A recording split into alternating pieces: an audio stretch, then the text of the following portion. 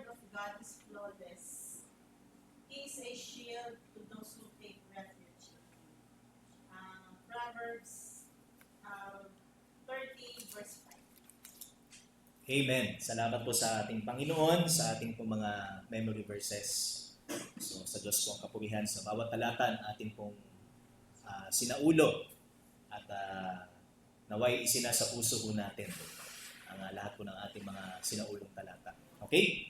So dadako na po tayo sa ating exhortation mga kapatid at samahan po ninyo ako sa aklat ng Santiago or James chapter 1 verses 19 and 20.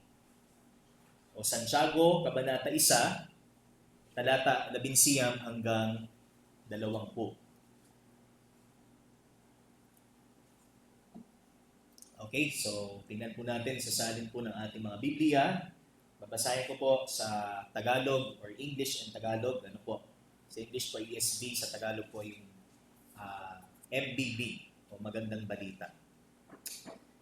Okay, sabi po rito, "Know this, my beloved brothers, let every person be quick to hear, slow to speak, and slow to anger, for the anger of man does not produce the righteousness of God."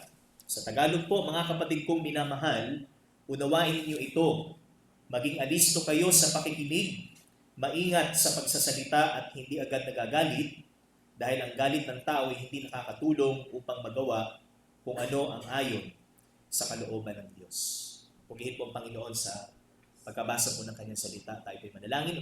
Panginoon, marami pong salamat sa oras na ito na minsan pa ay kami makapakinig ng inyong pong salita. At nawa o Diyos, sa inyong pong biyaya at kalooban ay magkaroon po kami ng wastong paglalapat ng inyong pong salita sa amin pong mapapakinggang mensahe at magbigay daan ito upang kami ay maging tanglaw o ilaw ng sanlibutan ito at maging asin ng sanlibutan din po ito, Panginoon.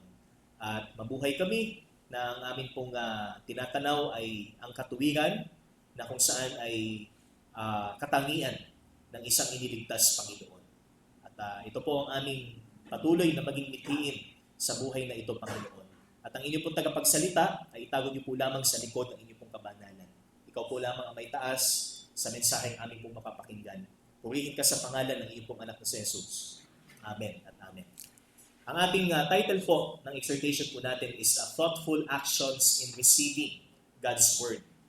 So yung pong mga tinatawag nating wastong gawa o kilos sa pagtanggap po natin ng salita ng ating pong Panginoon. So every time na tayo po ay makakarinig ng salita po ng Diyos, so ano pong klaseng pakikinig ang ating pong ginagawa?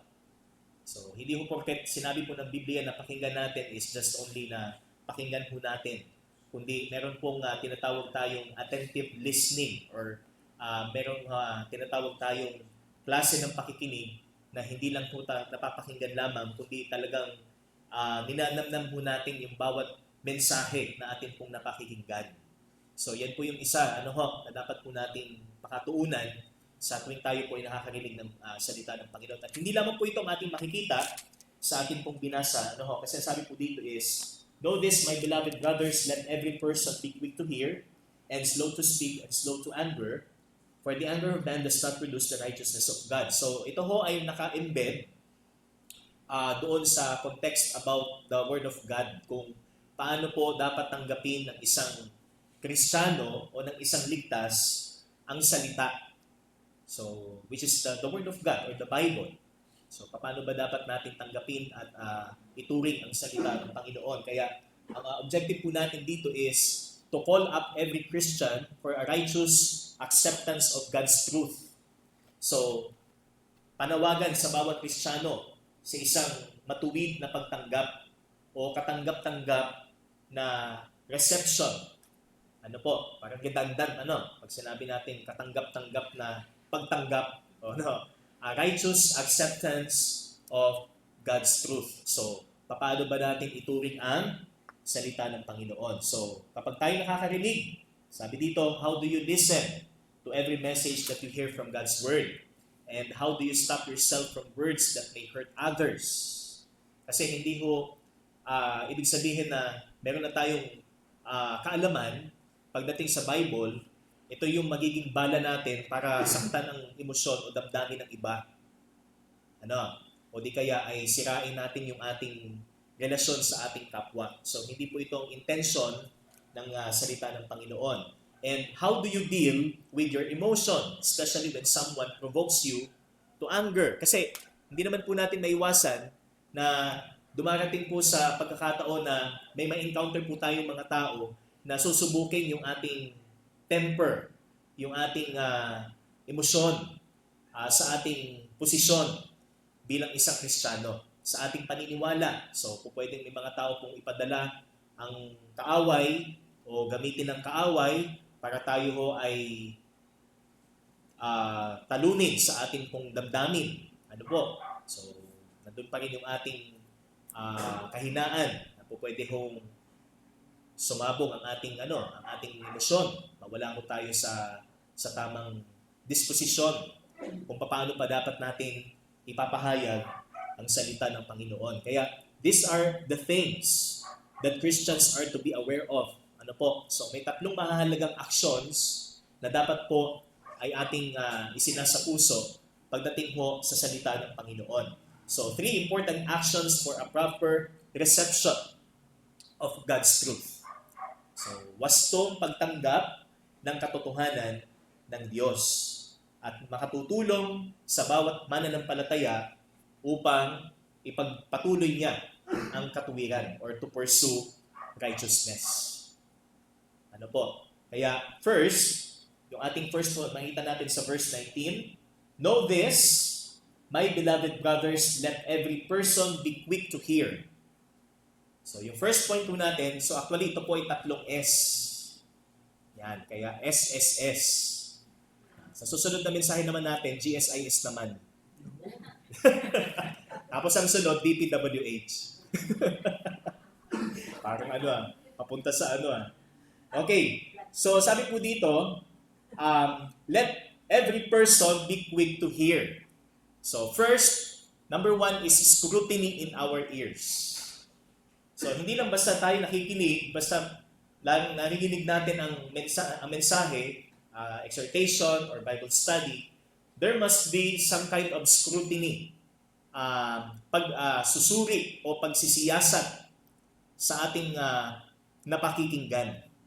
So, yun po yung sinasabi po dito, quick. So, hindi ho ibig sabihin quick is literal na mabilis kang makinig. Pero, figuratively or ini-imply ho nito na sa bawat salitang mapapakinggan ho natin, nandun lagi yung attention ho natin. So in other words, pay attention. In every word that you hear from the Word of God, pay attention. So wag natin palampasin ang bawat pagkakataong marinig natin ang salita ng Diyos na ito'y lumalampas lamang sa ating mga tenga, kagaya ng isang batang ayaw makinig sa pangaral ng kanyang magulang. So meron nga tawag dyan, tenga kawali. So hindi dapat ganun sa atin bilang mga anak ng Diyos. Kaya to be quick to hear means to be a careful listener, making sure in order to get the message right. So, para makuha natin, mag-get natin yung tamang ibig sabihin ng salita ng Panginoon. So, listen. Okay? Makinig po tayo. And in any field of knowledge, we learn by listening, not by speaking. So, hindi yung dami ng nasasabi natin, ito yung sukat ng isang tao para masabing siya yung matalino, maraming alam sa buhay, kundi kung paano siya nakikinig. So ito yung sense na kung saan nasusukat kung ang isang tao ay merong kaalaman. So kung gaano siya ka-attentive sa kanyang pakikinig. Kaya sabi doon sa 2 Timothy 2:15, sa isang lingkod ng Diyos, "Be diligent to present yourself approved to God as a workman who does not need to be ashamed, accurately handling the word of truth." So, isa ho sa tinatawag nating accurate handling ng salita is listening o pakikinig nito. Hindi yung basta lang hawak mo ang Bible, iniipit mo sa iyong kilikili habang naglalakad, pero ang tingin sa iyo ng mga tao, hindi ka sa Diyos. Dahil sa iyong pamumuhay o dahil sa iyong asal. Kaya, accurately handling. Okay? How? Sabi nga, paano ka nakikinig sa lahat ng sinasabi po ng Bible. At sa bawat salitang napapakinggan ba natin sa salita ng Panginoon, tayo ho ba ay natutuwa? Tayo ho ba ay masaya sa bawat nakikinig po natin? Amen po ba? Yan. Kaya nandun lagi yung ating reaction or response after natin mapakinggan ang salita ng Panginoon. Pagka halimbawa, after ng message, uuwi tayo sa bahay. Ay, salamat sa Panginoon kasi narinig ko ang kanyang salita. At ito na naman, bago kong aplikasyon para sa linggong darating. Yan. Kaya first is, there must be scrutiny in our ears. So, kasi, alam niyo po, kung ano yung madalas nating pinakikinggan, yan yung nagiging sa atin, alingaw-ngaw. Even in spiritual matter. Ano po? Kung ano yung madalas natin pinakikinggan, yan yung nagiging alingaw-ngaw sa ating mga tenga. At kadalasan, kalaunan, ito na yung nagiging natin, ito yung hinahanap-hanap na natin. Sa halip ng dapat nating hanap-hanapin ay ang salita ng Panginoon. So one of the surest marks of a true child of God is his eager desire to learn His Word. So ang pinaka-marka, isa sa mga pinakatiyak na marka ho ng tunay na anak ng Diyos ay ang kanyang marubdob na pagnanasa o kagustuhan matutunan ang salita ng Diyos. So, kung meron tayong klase ng personality na ayaw natin ng ganitong profession kasi panghabang panahon ka ng basa, aral ng aral. Di ba? So may ganyang profession na you have to study and study, read and read. Sabi nga, for example, teacher. Kasi iiba yung mga lessons. Kumbaga, depende sa takbo ng panahon, nadadagdagan yung mga subjects. Depende sa yung tinapos na course, di ba? So, mas marami kang may share sa mga estudyante kung ikay patuloy na magbabasa at patuloy kang mag-aaral kahit ikaw ay graduate na ng education. So, yun yung isa sa tinatawag nating application para po sa salita ng Panginoon bilang isang Kristiyano. Ito ho ay panghabang panahong pag-aaral. Ito ho ay panghabang panahong pakikinig sapagkat kagustuhan natin sa panghabang panahon na tayo ay matuto. It doesn't mean na alam na natin lahat, kaya hindi na natin pakikinggan ang salita ng Panginoon. But instead, nandun yung ating admission na marami pa tayong hindi alam sa buhay. Marami pa tayong hindi alam sa ating spiritual na buhay, kaya we long to hear more from God. Amen? Nandun ba ang ating pagnanasa mapakinggan pa ang salita ng Panginoon? Okay? Kaya first is scrutiny in our ears. So, also in Proverbs 2, verse 1 to 5, My son, if you will receive my words and treasure my commandments within you, make your ear attentive to wisdom, incline your heart to understanding, for if you cry for discernment, lift your voice for understanding, if you seek her, so yung her dito is wisdom. Okay? And as silver, and search for her as for hidden treasures, then you will discern the fear of the Lord and discover the knowledge of God. Gusto mong makilala ang Panginoon? Ito ang sabi ng Biblia. Hear His word and make your ear attentive to it. Pakinggan natin ng mabuti ang kanyang salita. Sapagkat ito ay karunungan at nagtutulak sa atin sa pagkatakot sa Kanya. Fear of the Lord and the knowledge of God. Kaya application, paying attention to God's word is the key to a righteous application. Okay? So, ang pakikinig ng mabuti sa salita ng Panginoon ay daan o susi sa wastong paglalapat nito. Okay? Kaya hindi ho tayo basta lang pakikinig. Lagi naman ho natin pinipre-request sa Panginoon na maturity. Yung yung paglago ko sa spiritual na buhay. Pero kapag Bible study, ayaw natin. Di kaya pag nasa Bible study, wala yung ating attention doon. Hindi tayo nakikinig sa salita ng Panginoon. O di kaya pagka-exhortation or message, hindi ho tayo nakikinig. Iba ho nasa isip natin, iba yung preoccupation ng ating isip. So, again, paying attention to God's Word is a key to a righteous application. So, para maging parallel ito doon sa ating prayer request, tayo ho ay makinig ng mabuti. Kaya sabi naman po doon sa 21, put away all filthiness and rampant wickedness and receive with meekness the implanted word which is able to save your soul. So, isa ho dyan is yung kung ano yung mga nagsisilbing impediments sa ating tenga para pakinggan ang salita ng Panginoon. We have to, dapat nating alisin sapagkat yan ay nagiging balakid para mas makita natin ang katotohanan ng Biblia. Okay? Number 2, slow to speak. Verse 19 pa rin, sabi po dyan. And number 2 is suppression of our tongues. So ano po naman ang ibig sabihin ng slow to speak o maging dahan-dahan sa pagsasalita? So hindi po ibig sabihin dahan-dahan sa pagsasalita si Ka Cesar. O Kuya Cesar pala, hindi Ka Cesar. Si Kuya Cesar. Ano po? So hindi ko kilala ng mga kabataan. O di kayo si Tia Deli. Pagkikilala pa sa mga matatandang yan. Ano ba yun? DCRH yata yun? Si Tia Deli. Yan. So, pag naabutan niyo yung panahon nila, malumanay. Ang kanilang pananalita. So, masarap sa tenga. Diba? Pero yun po bang ibig sabihin ng slow to speak?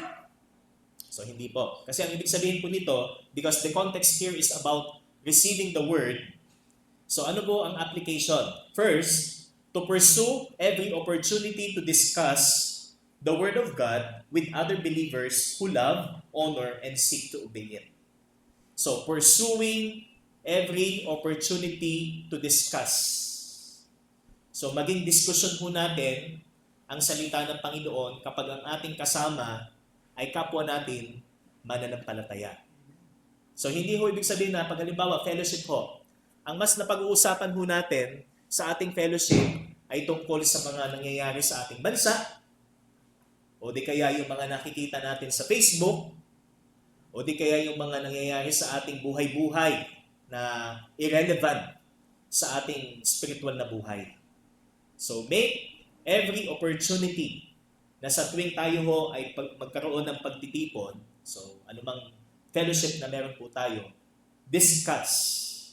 Okay? Have a discussion about the Word of God. So magkaroon tayo ng kumbaga palitan ng kuro-kuro o anumang kumbaga take-aways po natin mula po sa salita ng Panginoon na ating nabasa. For example, sa ating devotion, sa ating pong sa ating quiet time. Diba? So may kanya-kanya tayong maibabahagi at nagbibigay daan ito para sa ating paglago sa ating pananampalataya. Kaya sabi po ng Proverbs 27, verse 17, iron sharpens iron. So, yun yung importance. So, nagkakaroon ng sharpening ng ating spiritual life or ng ating spiritual vitality para tayo ho ay mas maging masigasig at talagang maging instrumento tayo ng Panginoon sa isa't isa.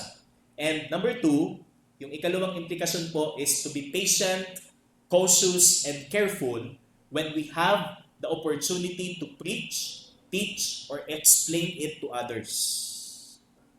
So, hindi yung ibig sabihin na alam mo yung verse, alam mo yung depensa, idedepensa mo ito sa pamamaraang gusto mo. Kundi, kailangan ikaw ay maging pasensyoso, buong ingat, sabi dito, sa pagkakataong ikaw ay magtuturo o magbabahagi o magpapaliwanag ng salita ng Panginoon. Ano? Kasi mayroon po mga klase ng nangangaral na idinadaan po nila sa galit ang pagpapaliwanag ng salita ng Panginoon, na sa halip na ma-edify po yung mga tagapakinig, natatakot sila. Ayoko na makinig dyan sa taong yan, sa nangangaral na yan, talagang para bang nanliliit. Yan, ang pakiramdam mo ay nanliliit ka sa kanyang pagtuturo, bagamat tama naman yung kanyang itinuturo. Kaya, delikado ho pagka yung laging ang front ho natin when it comes sa ating pag-share po ng Word of God is yung pagiging arrogante o yung pagiging ano tawag doon? Puffed up yung ating isip ng ating kaalaman sa Bible. So, kaya ang paalala po sa atin, sabi po ng Colossians chapter 4 verse 5 and 6, conduct yourselves with wisdom toward outsiders, making most of the opportunity. Let your speech always be with grace. So, maging mapagbiyaya ang ating pananalita. Ano po? Always be with grace and as though seasoned with salt, so that you will know how you should respond to each person.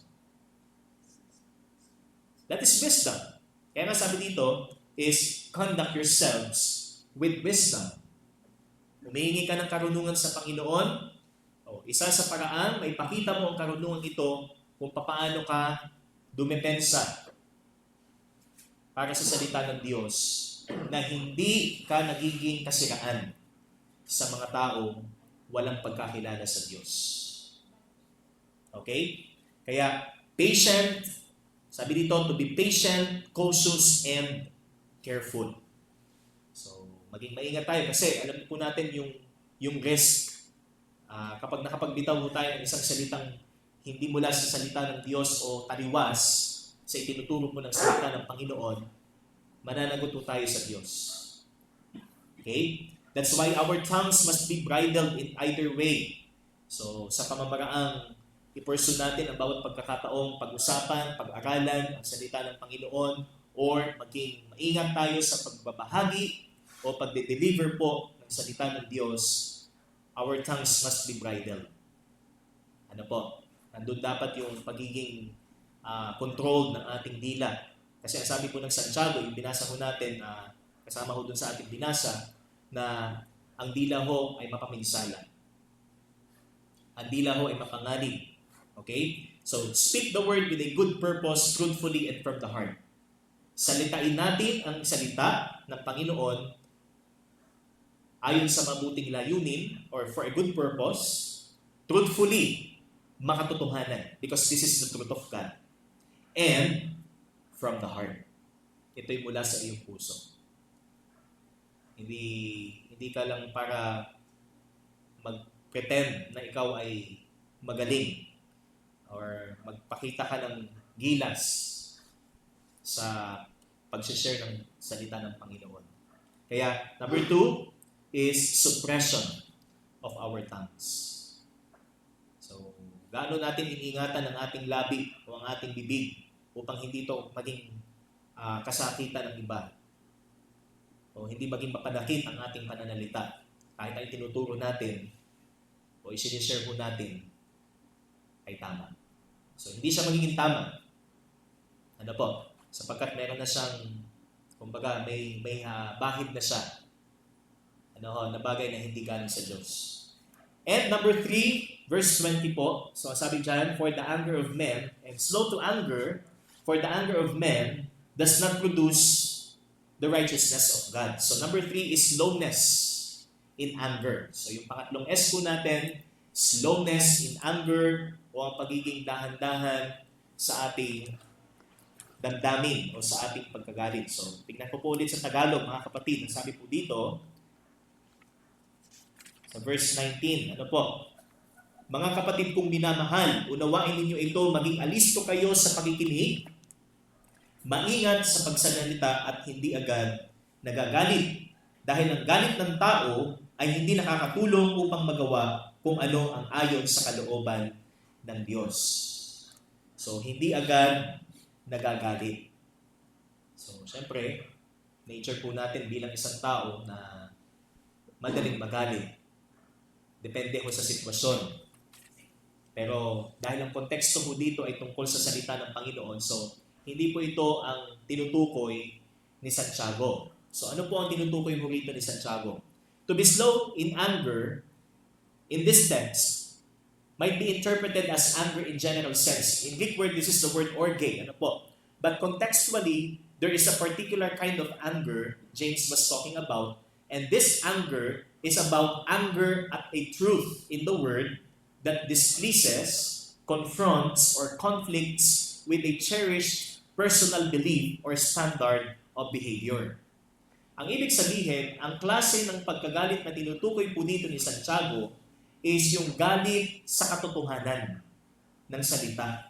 Kung ito ay umu-oppose o kumakalaban sa iyong paniniwala o kumakalaban din sa iyong pamantayan ng asal o pag-uugali. Kasi meron tayong kanyang-kanyang meron tayong kanyang-kanyang standard. So as a person. Pero we must be unified when it comes to the Word of God. So maging sabi nga, dapat na ang pamantayan na natin ngayon is sa salita ng Panginoon, hindi yung ating sarili. And kapag tinanggap po natin at kapag napakinggan po natin that this is what the Bible says, this is the word, what the Word of God says, huwag kang magalit. Okay? But naturally, so sa ating pag-unlad, sa ating pagkakilala sa Panginoon, so may pagkakataon, there are times, lalo na sa simula ng ating buhay pananampalataya, na nagugulantang tayo, na overwhelm tayo, na ganun pala dapat. Kasi ito yung sinabi ng Biblia. Especially sa ating practical na buhay. Okay? It refers to a disposition that is hostile to scriptural truth when it does not correspond with one's own convictions. So, ito yung disposisyong kalaban ng katotohanan ng salita ng Panginoon. Kaya, any kind of resentment toward God's word for whatever reason it is, doesn't achieve the righteousness of God. That's why verse 20, the anger of men does not produce the righteousness of God. So, kung meron kang resentment sa sinabi ng Bible tungkol sa isang partikular na bagay, na ito'y saliwat o taliwas sa iyong standard, it doesn't produce righteousness. And ito ho ay taliwas din sa mabuting balitang tinanggap natin because the gospel is, ano po sabi ng Romans? The righteousness of God is revealed. Okay? The gospel that we received is a gospel that calls for righteousness. Kaya kung hindi ka masaya sa napakinggan mo mula sa salita ng Panginoon, then the Bible says, in this part, on this part, be slow to anger. So, nagagalit pero hindi ibig sabihin continually na nagagalit po tayo. Sapagkat ito ho ay Biblia. Ito ho ay salita ng Panginoon. Hindi yung pinag-uusapan dito kung paano natin tatanggapin ito. Ang pinag-uusapan ho natin, ito ang katotohanan. Ito ho ang final. Sabi nga, this is the authority. Okay? The final authority. Kung ano ang tama't mali na dapat natin gagawin sa buhay. Okay? That's why this opposes the gospel that we are living for. And application, knowing that the Word of God is profitable for teaching, for reproof, sabi nga, for correcting, and for training in righteousness for our good, respond to it with humility and gratitude. So, sumagot tayo, tumugon tayo, may kababaang loob at pagpapasalamat sa bawat nakapakinggan natin kahit ito ay masakit sa atin. Amen? Kagaya ng pagtuturo ng magulang sa atin o pagdidisiplina ng magulang sa atin. The more na tumitigas ang ulo natin, the more na mas nagiging masakit ang disiplina. Kaya, sabi dyan, instead of resentment, be humble. And, sabi nga, ikaw ay maging mapagpasalamat sapagkat tinuturuan tayo ng Panginoon sa kung ano ang tama at sa kung ano ang katanggap-tanggap sa Kanya. Okay? Kaya ang conclusion po natin, be swift to hear, slow to speak, and slow to anger. And by this, in light of God's Word, we can live righteously. Tayo po'y manalangin. Salamat, Panginoon, sa iyo pong salita. Salamat po sa pagtuturo po ninyo sa amin in order for us to live in righteousness, consistency ho sa pamumuhay ho na ayon sa iyo pong salita. Kami ho ay maging maingat sa aming pong pagsasalita, maging attentive kami sa aming pakikinig, at maging controlled po kami sa aming pong mga damdamin. Paano po namin tanggapin, pakinggan ang iyong pong salita. Sapagkat ito ho ang measure ng aming kaligtasan, Panginoon, o isa sa mga ebidensya na kami ay inyong pong tunay na anak, Panginoon, o hindi. Kung paano po namin mahalin, pakinggan, at ituring ang iyong pong salita bilang inyong pong salita. Salamat po, Panginoon, sa lahat ng ito, at ang lahat ng papuri ay sa iyo po lang, sa pangalan ng iyong pong anak na si Jesus. Amen at amen. Purihin po ang Panginoon.